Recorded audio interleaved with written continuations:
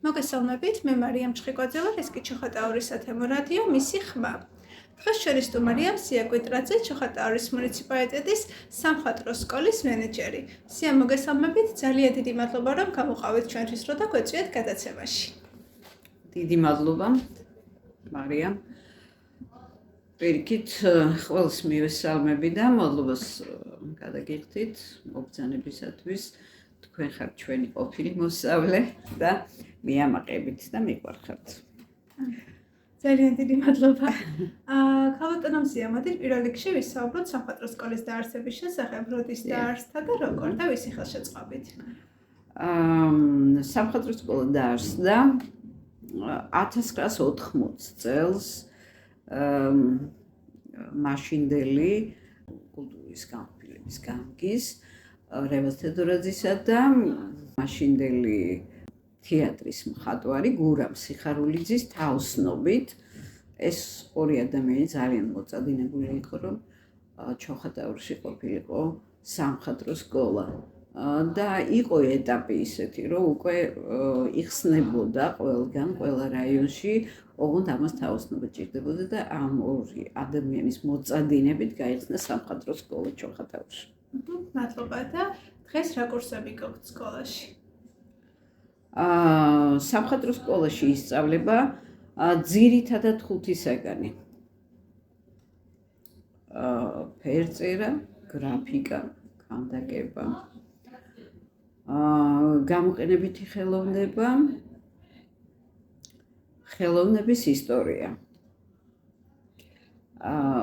აი ამ საგნებიდან, გამოყენებითი ხელოვნებიდან განსაკუთრებით გამოყოფილი გვაქვს ჩვენ და ყურადღებას ვაქცევთ კერამიკას და თექას, ხეზე კვეთილობასაც ასევე.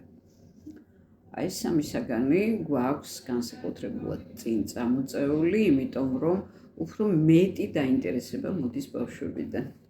ეს საინტერესოა, რომ სწორედ ამ საგნებზე მოდის ყველაზე დიდი დაინტერესება ბავშვებიდან. თქვენთან ასაკობრივი შეზღუდვაც არის, ხო?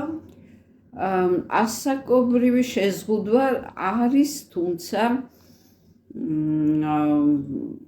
მშობლები მოდიან, მოიყვანენ მართლაც ნიჭიერ ბავშვებს და უარს ვერ ვეუბნებით და ასე რომ 9 წლიდან ვიღებთ გამონაკლისი. აი, როდესაც ახსენეთ მაგალითად ხეზე კვეთა, ძალიან მაინტერესებს ყველაზე ხშირად რას კვეთენ ხოლმე ხეზე, რა არის ყველაზე ესეთი მათთვის ყველაზე საინტერესო თემა.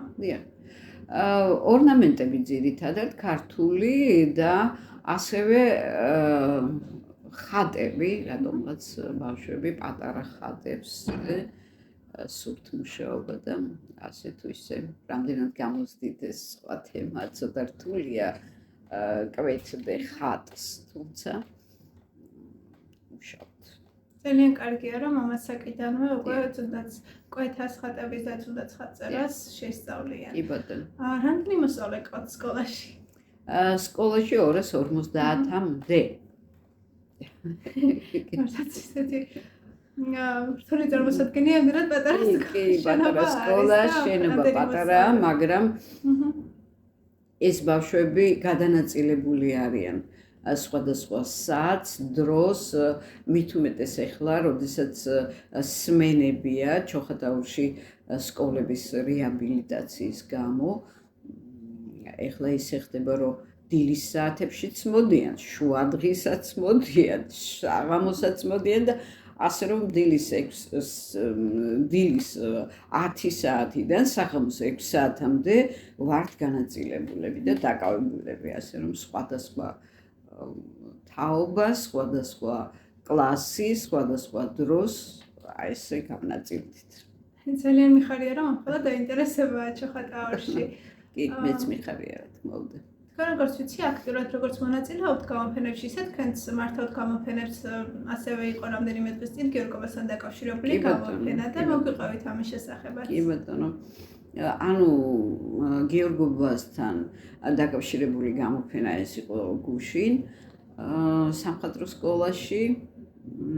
ძირითადად ამ გამოფენაზე ნაწილი უпроსურად წარმოდგენილი იყო წმინდა ქეთევანისადმი მიძღვნილი ნამუშევრები, რომლის გამოფენა ჩვენ გავმართეთ ქალაქ თბილისში მხატვართა კავშირში და რომლის თაოსანი ქალბატონი მარიკა ზედელაშვილი გახლდათ და მოწვეული იყო სტუმრები წმინდა ქეთევანის საზოგადოებიდან, მხატვრები, მუსიკოსები, ხელოვნებათმცოდნეები და ასე შემდეგ. ძირითადად მოიწონეს ჩვენი გამოფენა და შეგვიდნენ რომ შემდგომში კიდევ ერთხელ იქნება ჩვენი დათვალიერება ამ გამოფენისა, ანუ კიდევ ერთხელ გავმართავთ გამოფენას ამ წლის ბოლომდე, მაპატით, მომდევნო წლის ბოლომდე კიდევ ერთხელ მიუძღვნით წმინდა ქეთევანს გამოფენას. აი, ესეა დაგეგმილი. დიახ, თქვენ როგორც ვიცი, ცდილობთ რომ გამოფენები დააკავშიროთ და მიუძღვნოთ რაღაც კონკრეტულ დღეებს, განსაკუთრებით კი რელიგიურ დღესასწაულებს. კი, რა თქმა უნდა, რელიგიურ დღესასწაულებს ეხლა რა ხდება? ჩვენმა პატრიარქმა ილია მეორემ გადაწყვიტა, რომ ახლა ეს წელიც და მომდევნო წელიც ეძღვნებოდეს წმინდა ქეთევანს. და აი ვინც რამის გამკეთებლები ვართ, ზოგი ვხატავთ, ზოგი მღერის, ზოგი რა, აი ეს ყველაფერი ეძღვნებოდეს წმინდა ქეთევანს და იმიტომ რომ ჩემის აზრით წმინდა ქეთევანი იყო ჩვენი ესე რომ ვთქვათ წმინდანი, რომელმაც საქართველოსთვის გაიღო სიცოცხლეც კი იმისათვის რომ ჩვენი კეთილდღეობა ყოფილიყო და ჩვენ კარგად ყოფილიყავით ერთი სიტყვით და ამიტომაც წამოწია წინა პლანზე სახე, ანუ წმინდა ქეთევანი. ქალბატონო მსია, მე ასევე ვიცი რომ თქვენ აქტიურად იღებთ მონაწილეობას გამოფენაში, რომლის სახელწოდება ლიდიცე. თუ კი სწორად კი, ლიდიცე, ეგ არის პატარა გარადუკი, ესე რომ ვთქვათ, ჩეხოსლოვაკიაში, სადაც ფაშისტები დაესხა თავს იმ ადგილს და სადაც 600-მდე ბავშვი იქნა მოკლული. ამ ფაქტის სადემონსტრაციოდ თუ საპატივცემულოდ იქ იმართება მსოფლიო მნიშვნელობის კონკურსი ლიდიცე. ყოველწლიურად თემები გახლავთ სხვა და სხვა. აი ამ თემებში ჩვენ ვიღებთ მონაწილეობას თითქმის კარგა ხანია უკვე რა 12 წელიწადია უკვე მონაწილეობას ვიღებთ და ახლის განმავლობაში 2-3 კი გავიმარჯვეთ ვკითხოთ იმართლა და საჩუქრად ბავშვებს გამოიგზავნათ საღებავები ისინი რა ქვია კუნჯები და ასე შემდეგ. ძალიან კარგი. მოდით ისე მოსწავლეებს დავუბრუნდეთ ცოტა ხნით და მაინტერესებს როგორია თქვენი მოსწავლეებთან მუშაობის პროცესი, ურთიერთობის პროცესი. რა მიდგომებით მუშაობთ მათთან და რა არის თქვენი მიზანი? აი ერთი ინდივიდუალური მოსწავლე რომ ავიღოთ, რა არის თქვენი მიზანი მასთან მუშაობის დროს? დიახ. ძალიან საინტერესო შეკითხვაა და მაგის პასუხად გეტყვით, რომ საერთოდ გონიათ, რომ ხატვა ეს არის მარტივი პროცესი და რატომღაც შეიძლება მასწავლებელმა ისაუბროს ერთ გარკვეულ თემაზე და ის ესე დაგებოდეს ყველა მოსწავლეს. მიუხედავად იმისა, რომ ერთი ასაკის ბავშვები აღსყედან თუნდაც ერთ ჯგუფში ყველას სჭირდება ინდივიდუალური მიდგომა, აბსოლუტურად ყველას. არ არსებობს ორი ერთნაირი მომზადების ბავშვი, თუ შეიძლება ასე ითქვას. იმიტომ რომ ამ ბავშვებთან საჭიროა ჯერ აი რა დონეზე უნდა ვესაუბროთ, ჯერ ეს უნდა გავარკვიოთ. მაგის შემდეგ ყველაფერი ეტაპობრივია. შეიძლება ერთ ბავშვს ძალიან ბევრი ესაუბრო და უკვე გადალახვადი იყოს პრობლემა, ხოლო ზოგიერთ ბავშვს შეიძლება ერთი უთხრა და ამ ერთი თქმით იყოს გადალახვადი. ანუ აქ აი სწორედ ამაშია საქმე, რომ ინდივიდუალური მიდგომაა საჭირო. ანუ თუ ერთი ტექსტით ვისაუბრებთ და ეს გასაგები იქნება ყველასთვის, ასე რომ იყოს სასაუბრო, მაშინ გასაგები იქნება, მაგრამ ასე არ არის. აქ საჭიროა ინდივიდუალური მიდგომა და ყველას ჩუმ-ჩუმად ვესაუბრები, იმიტომ რომ იმან არ მინდა ყური მოკრას, რას ვეუბნები ამას, იმიტომ რომ ის სხვა დონეზეა და სხვა პრობლემა აქვს, ვთქვათ. ან აქვს, ან არ აქვს. ასე რომ ყველას ვესაუბრები თავთავის ენაზე. მე ესე მგონია ყოველ შემთხვევაში. დღემდე ამ შედეგზე გავდივართ და ესე იგი ვიღებთ შედეგს და სხვა დროს არ ვიცი ახლა სხვა შემთხვევაში სხვანაირ ბავშვებთან არ მქონია ურთიერთობა. ეს ჩემი ენაა და ჩემი მიდგომაა ბავშვებისადმი და რა ვიჭრის და კი ვაკეთებთ ამ გამოფენებს და კი გავდივართ და რა ვიცი. მოსწოთ ხალხს ჩვენი ბავშვები და ნამდვილად ძალიან გაყოფილი ვარ მეც, რა თქმა უნდა. ნამდვილად ძალიან სწორი მიდგომაა და მე დარწმუნებული ვარ, რომ ნებისმიერ სფეროში, თუნდაც ახალგაზრდასთან და თუნდაც სხვა საკის წარმომადგენელთან მნიშვნელოვანია ინდივიდუალური რა მიდგომა. თქმა უნდა, ინდივიდუალური მიდგომაა საჭირო. სხვანაირად გამორიცხულია. თქვენი მოსწავლეებით უკვე აგრძელებენ კარიერას ხელოვნების სფეროში და აკადემიაში აბარებენ მაგალითად. დიახ. ეხლა გეტყვით მაგის შესახებ, რომ აკადემიაში სანამ ნატურმორტი ბარდებოდა, რაღაც ესე სტანდარტივით იყო და ყველა ემზადებოდა ამ ნატურმორტში, ყველა თითქმის ვინც მოინდომებდა, ყველა აბარებდა, მაგრამ ეხლა რატომღაც შეიცვალა, ამჯერად არის აკადემიაში შემოქმედებითი მიდგომა, უფრო მეტად პორტფოლიო, თავისუფალი კომპოზიციები, ანუ ჭირდებათ ბავშვები, რომლებიც არიან მოწოდებით მხატვრები, ანუ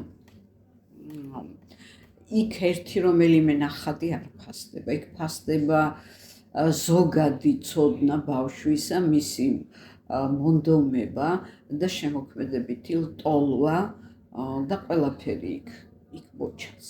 და ალბათ ამ პორტფოლიოში ძალიან კარგად ჩანს ამ ბავშვის განვითარების ეტაპები. დიახ, რა თქმა უნდა, იქ განვითარების ეტაპებიც ჩანს და მისი პატარა თავისებური ხელწერის გამოკვეთაც ჩანს და ყველაფერი. ასე რომ ამან ერთგვარად დააფრთხო ჩვენი ბავშვები. თუმცა აქ დასაფრთხობი არაფერი არ არის. პირიქით ეს კარგია. მაგრამ დააფრთხო იმ გაგებით, რომ აქ მეტი დრო უნდა დაიხარჯოს. მიხვდნენ ისინი რა, რომ აქ მეტი დრო უნდა დაეთმოს სახვით ხელოვნებას და ანუ თუ არ ახარ შენ მოწოდებით მხატვარი, მაშინ ამას ვერ შეძლებ. აი ნამდვილად ასეა და რახან ეს ასეა,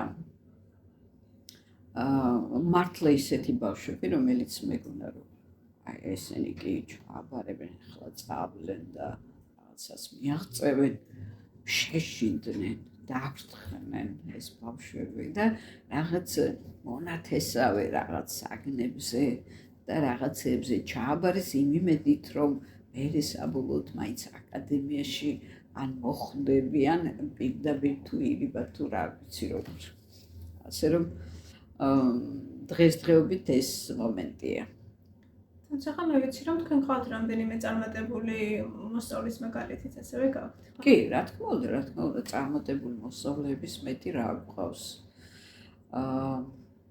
ჩვენი კურსდამთავრებულები მაშინაც ვახსენე, ლუკა ჯანხუთელი და გიორგი ჯინჭარაძე ამ წუთში გერმანიაში მოღვაწეობენ, ვასო დოლიძე, ასევე თამთა დოლიძეა, მაგრამ ეგ გერმანიაში არ არის ისე მოღვაწეობს საქართველოში და ძალიან ბევრი დიზაინერი, რა ვიცი, რამდენი ერთი მოვთვალო. თქვენ თავად რამდენი წელია, რაც კავშირი გაქვთ სამხატვრო სკოლასთან და ზოგადად როგორ დაიწყო თქვენი და სამხატვრო სკოლის ურთიერთობა? მე კავშირი მაქვს დაარსების დღიდან, ანუ 1980 წელს დაარსებისას მე და ერთი ელგუჯა კალანდაძე გავხდით პირველი პედაგოგები. და დაიწყო აქედან, მე ერთი წელი ვიყავი პედაგოგი, შემდგომ წავედი ინსტიტუტის დამთავრების შემდეგ ისევ ჩამოვედი, ისევ გავაგრძელე და აი მას შემდეგ თითქოს სადღაც მივდივარ, მაინც ერთად გიწევთ. ესე ხდება. და მინდა ეს თემაც წამოვჭრა, იმიტომ რომ ზოგჯერ გონია ხოლმე თუ კი რაღაცის ნიჭიდან დაყოლილად აშკარად არ გვაქვს, მაგალითად ხატვის იმის განვითარება და დახვეწა თითქმის შეუძლებელია. ამაზეც რომ ვისაუბროთ, ხო, როგორც მე თქვენთან წინა საუბრის დროსაც მივხვდი, ხატვის ნიჭი არის განვითარებადი და მთავარია შრომის მოყარეობა. კი ბატონო. არსებობენ ნიჭიერები, თუმცა ზარმაცები და არსებობენ ჩვენ ვიტყვით უნიჭოებს, თუმცა ძალიან გულმოდგინეები და ძალიან შეყვარებულები ხატვაზე იმდენად რომ შეიძლება უწოდოთ მას ფანატები. და ეს ფანატიზმი, ეგრეთ წოდებული, აღწევს იმას, რომ იმ ნიჭიერებს უსწრებენ კიდევაც რა იმდეს მუშაობა საბოლოო და ის ნიჭიერი ჩერდება იმ ადგილას, სადაც არის და რჩება განუვითარებელი, თუმცა ნიჭი ქონდა და ძალიან ბევრს მიაღწევდა შრომის მოყვარე რო ყოფილიყო და ეს ბავშვები ჩვეულებრივად ებნებიან შემდეგ შემოქმედებით მოღვაწეობაში და ანუ ისეთი იდეალური შემთხვევა რომ ნიჭიც ქონდა და მონდომებაც ერთეულები იყო. კი. ეს ხატრული გემოვნება, ასე ვთქვათ, არის ჩვეულებრივად განვითარებადი და სჭირდება. კი ბატონო, ხატრული გემოვნებას ბევრი მუშაობა ჭირდება, ძალიან ბევრი. თითქმის დღიან ხამიანა უნდა ფიქრობდე ამაზე და იღწვოდე და შენ უნდა იცხოვრო ამით. და აი მაშინ გამოდის. თქვენც ასევე ხართ ხატვარი. დიახ, ხატავ, თუმცა ძალიან ოცნებობ რომ მქონდეს დრო მისათვის, ამისათვის შესაბერისი დრო არ არის საგაკვეთილო სისტემაში, ეს გამორიცხულია. თუმცა მე, როგორც აღნიშნე, ვარ დილიდან საღამომდე აქ შვიცრადან. ანუ ჩემი შემოქმედებითი მუშაობა იწყება 7 საათის შემდეგ. ასე 12-მდე, პირველამდე 2-მდე. აი ეს დრო მაქვს მე. სხვა დრო არ გამაჩნია საერთოდ სამწუხაროდ. რა არის თქვენი მუზა და რომელ ჟანრში უფრო მეტად ხატავთ? ძირითადად მე ვხატავ პეიზაჟს, ჟანრში ვარ და ეხლა მუზა როგორ გითხრა ამ შემთხვევაში. არ ვიცი რა არის მუზა, იმიტომ რომ ჩემი მუზა არის რასაც კი მოვასწრებ და დავხატავ. აი ეგ არის ჩემი მოწოდებაც, ჩემი მუზა ეგ არის ჩემი ქვეყანა, არ ვიცი. ძალიან მიყვარს საქართველოს გარეშე, ვერც ერთ ქვეყანაში ვერ წარმომიდგენია სიცოცხლე და არსებობა. ეგ გამორიცხულია. ვერ ვიცხოვრებ. თუნდაც ერთი თვე ჩემთვის იქნება რაღაცა საუკუნე, რომელიც არ გადის საერთოდ. არ ვიცი როგორ ახერხებენ, მაგრამ ძალიან პატივს ვუცემ იმ ადამიანებს, რომლებიც წასულები არიან და მოწყვეტილი ქვეყანას და თავიანთი ქვეყნისთვის იწვიან და იბრძვიან, უბრალოდ მე მათ გმირებს უწოდებ. აი ეს არის რაც მინდოდა მეთქვა. საერთოდ საქართველო ეს არის ჩემთვის ყველაფერი აბსოლუტურად. რომელი კუთხიდანაც გინდა შევხედო მე ჩემს ქვეყანას. გაჭირვებულია, დალხინებულია თუ რაც არის, ეგ არის ჩემი ქვეყანა. და მე უნდა ვიყო მის გვერდით ყველანაირ პირობებში, ბედსა თუ უბედობაში. რაღაც გამორჩეული ფერთა გამაც გაქვთ ხო? კი ბატონო. კი ბატონო, მაქვს ჩემი ფერთა გამა, რომელიც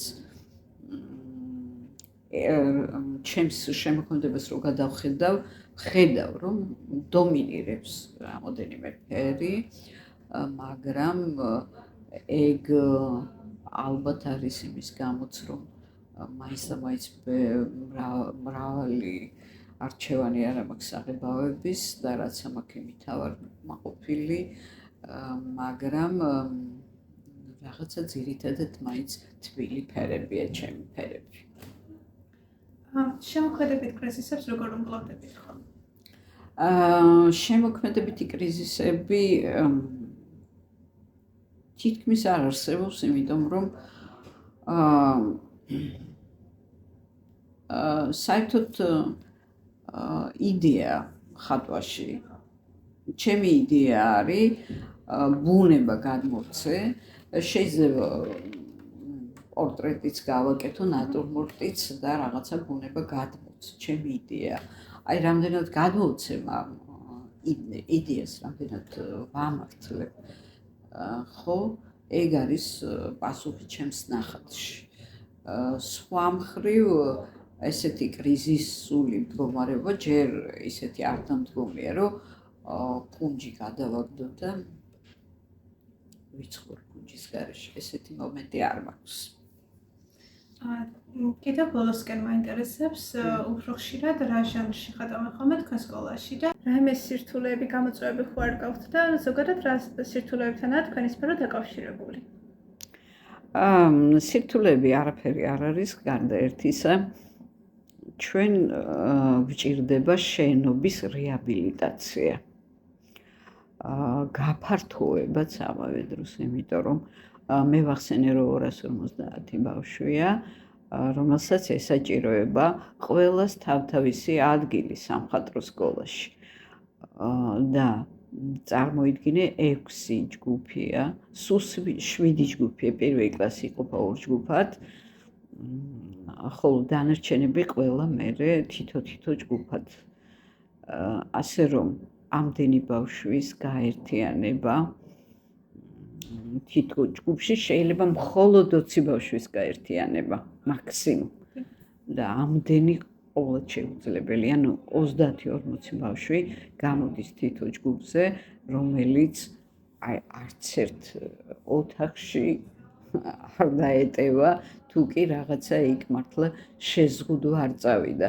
ამიტომ ძალიან დიდი იმედი მაქვს ჩვენი გამგებლის ბატონ დავითის ის ძალიან ბევრ რაღაცებში დაგვეხმარა, შენობა გადაგვიხურა და 1000 რამ, თუმცა ის რომ სკოლას ჭირდება გაფართოება და ცალკე აღდგენა და რეაბილიტაცია, აი ამის დიდი იმედი მაქვს, რომ დაგვეხმარებიან, თან დაპირებულებიც არიან, რომ 2025-ში ეს უნდა სრულყო საქმე.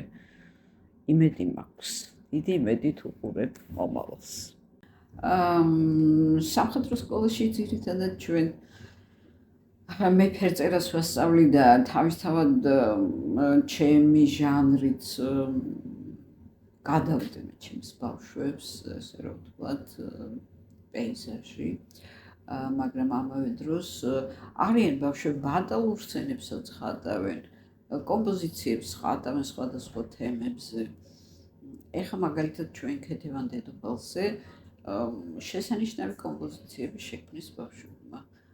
იმიტომ რომ მოითხოვდა უკვე სიუჟეტურად ჩვენ გავეცანით შინაარს ერთობლივად, მაშინ უკვე წამოიწია აი ამ ფიგურების ცოდნა, იქ როგორი ჩაცმულობა ჰქონდათ, როგორი ესე იგი როგორი უნდა ყოფილიყო ჯალათი. ესეც გამოიწია და ძალიან ბევრი რაღაცები, რომელზეც ჩვენ ერთობლივი მსჯელობა და ჟაბასი ქონდა და ამის შემდეგ გავაკეთეთ დასკვნები თუ ესა თუ ის ფიგურა როგორი უნდა იქნეს ჩასმული კომპოზიციაში და როგორ უნდა განაწილდეს და ასე შემდეგ. მე ბოდიშით ჩაგაჭრებით, იმიტომ რომ ძალიან საინტერესო რაღაც თქვით, როგორი უნდა იყოს ჯალათი, ხო და ალბათ, როდესაც ნებისმიერ პერსონაჟს გადმოსცემთ, ხო, ხატავთ, ჭირდებათ რომ შეგრძნოთ ეს პერსონაჟი, ხო, როგორი არის და აი ეს პროცესი როგორია, მოიძიებთ დაუშვათ ინფორმაციას ისტორიულ წყაროებში, თუ ყველაფერში, ისტორიულ წყაროებშიც, ილუსტრაციებშიც, სხვებს როგორ აქვთ დანახული და აი მე საერთოდ შენეული ანალიზი, იმიტომ რომ ხო არ გადაიხატო ვიღაცის ნახატს, ხო? ასე რომ შენ უნდა შექმნა ის მოძრაობა იქნება ის თუ ის საჭირო მოქმედება, რაც იმ დროს შესაძლოა მომხდარიყო, წარმოიდგინო და საერთოდ მხატვარი ცოტა მეზღაპრეც არის რა, ისე რომელიც გარეშე წარმოუდგენელი ხო? ცოტა მეზღაპრე ხომ არ გულისხმობ რომ რაღაცა ზღაპარი დაწერო. უბრალოდ ფანტაზია გაშალო ცოტა მეტად და ამ ფანტაზიის გაშლისას თან მისეული აზრი ჩადოს ბავშვმა. ბავშვმა არ უნდა დაკარგოს მისი აზრი და სხვის აზრზე არ უნდა გადავიდეს. და მისი აზრი როგორია ვეკითხები და როგორ წარმოუდგენია მას ვეკითხები და ეს განრისხებული ადამიანის სახეზე უნდა იყოს განრისხებული შესაჩინებელი სახე უნდა კონდეს თუ როგორი უნდა კონდეს და აი ამის შემდეგ აი ნაწილ მივდივართ იქამდე რომ ესა თუ ის პერსონაჟი შეიქმნას. ძალიან საინტერესო. ეს არის მართლა საინტერესო. ამას ახლა სიტყვიერად ასე ძალიან ძნელია და ისე როდესაც მოქმედებაში მოდის ბავშვი და აზროვნებს, ხო? აი იქ უნდა იყო მაშინ სწორედ და ბავშვი მოხაზავს, არ გამომივიდა. და არა უშავს, ეს არ გამოგივიდა, მეორე გამოგივა. მერე მესამე და ასე შემდეგ და მივდივართ ნელ-ნელა კონდიციამდე. ალბათ რამდენი სახე არის მხატვრის გონებაში, რამდენი სახე, რამდენი მოძრაობა, რამდენი კი, უამრავი. ძალიან დიდი მადლობა, გაბატონებსია, ძალიან საინტერესო იყო თქვენთან საუბარი, კიდევ ერთხელ მოგზაურე ხელოვნების სამყაროში და დიდი იმედი მაქვს, რომ ჩვენი თანამშრომლობა გრძელდება. ძალიან დიდი მადლობა მარიამ, ჩემო კეთილო გოგო. უღმესი მადლობა ამ საუბრისათვის. გისურვებ წარმატებებს. ძალიან ნიჭიერი ხარ, მიყვარხარ. მადლობა დიდი, მეც გისურვებ წარმატებებს. მადლობა სულ ჩვენს მსმენელსაც. შეგახსენებთ, რომ ჩვენი პროექტი ხორციელდება DVV International-ისა და გერმანიის საგარეო საქმეთა სამინისტროს მხარდაჭერით და მისი მიზანია ქალების გაძლიერება და გენდერული თანასწორობის შესახებ ცნობიერების დონის ამაღლება. შევხვდებით შემდეგ გადაცემაში ახალი თემითა და ახალი სტუმრით. დროებით.